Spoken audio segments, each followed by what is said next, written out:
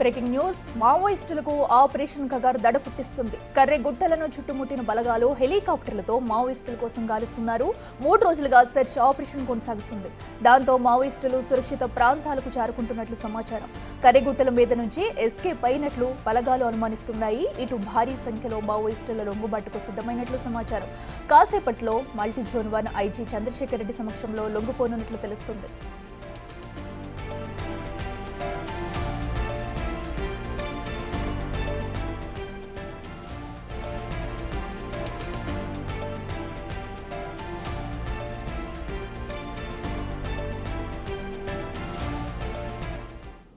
రెటికాటు కర్రెగుట్టులో ఉన్న మావోయిస్టులకైతే గత 3 రోజులుగా కూడా కంటి మీద కునుకు లేకుండా చేస్తున్నారు. పోలీసు బలగాలైతే వారందరినీ పట్టుకునేందుకు కూడా అటు హెలికాప్టర్స్, డ్రోన్స్లతో పహారా కాస్తారు. అయితే ఈ నేపథ్యంలో కూడా కొంతమంది లొంగిపోవడానికి రెడీగా ఉన్నట్టు సమాచారం అందుతుంది.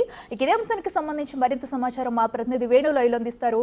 వేణు, చెప్పండి, మరి ప్రస్తుతం అక్కడ సిచ్యువేషన్ ఎలా ఉంది? అలాగే కొంతమంది మావోయిస్టులు అయితే లొంగిపోవడానికి కూడా సిద్ధమైనట్లు తెలుస్తుంది. అప్డేట్స్ ఏంటి? ఎస్ అఖిల, 3 రోజుల నుంచి కర్రెగుట్టలను పూర్తిగా చుట్టుముట్టినట్టు సాయుధ బలగాలు పూజారి కాంకేర్ పరిధిలో నుంచి కర్రెగుట్టల వైపుగా చొచ్చుకొని వస్తున్నారు. ప్రస్తుతం ఉదయం తెల్లవారుజామున జరిగినటువంటి ఫైర్ ఎక్స్చేంజ్ లోపల పూర్తిగా 5 మావోయిస్టులు మృతి తెలుస్తుంది. అయితే సెర్చ్ ఆపరేషన్ లో భాగంగా మరికొంతమంది మృతదేహాలు కూడా సాయుధ బలగాలు గుర్తించాయి. మృతదేహాలను బయటకు తరలించేందుకు ఓవైపు ఏర్పాటు చేస్తూనే భారీగా పూజారి కాంకేర్ శివారు ప్రాంతం నుంచి ఛత్తీస్గఢ్ బార్డర్ వైపుగా దాదాపు ఇప్పటి వరకు 22కు పైగా బంకర్లను గుర్తించారు. అందులోపల పూర్తిగా అటు ప్రింటింగ్ సంబంధించిన సామాగ్రి, అదేవిధంగా ఆ కంప్యూటర్ ప్రింటర్స్, దాంతోపాటు కొన్ని వైట్ పేపర్స్, వాళ్ళకు విప్లవ సాహిత్యము, అదేవిధంగా మిగతా కొన్ని పచ్చళ్లకు తినుబండరాలకు సంబంధించిన కొంత సామాగ్రి కూడా అక్కడ సాయుధ బలగైతే స్వాధీనం చేసుకుంటూ ముందుకు వెళ్తున్నాయి. భారీగా డిటోనేటర్లు, కాపర్ వైర్స్ కూడా భారీగా స్వాధీనం చేసుకున్న కొన్ని చోట్ల టిఫిన్ బాంబ్స్ కూడా సాయుధ బలగాలు అయితే స్వాధీనం చేసుకుంటూ ఒక్కొక్క టీమ్స్ అయితే ముందుకు కదులుకుంటూ వస్తున్నాయి. ఇక మరోవైపు ఈ యొక్క కాల్పులు పూర్తిగా పూజారి కాంకేర్తో పాటుగా కూడా గౌరంపూడితో పాటు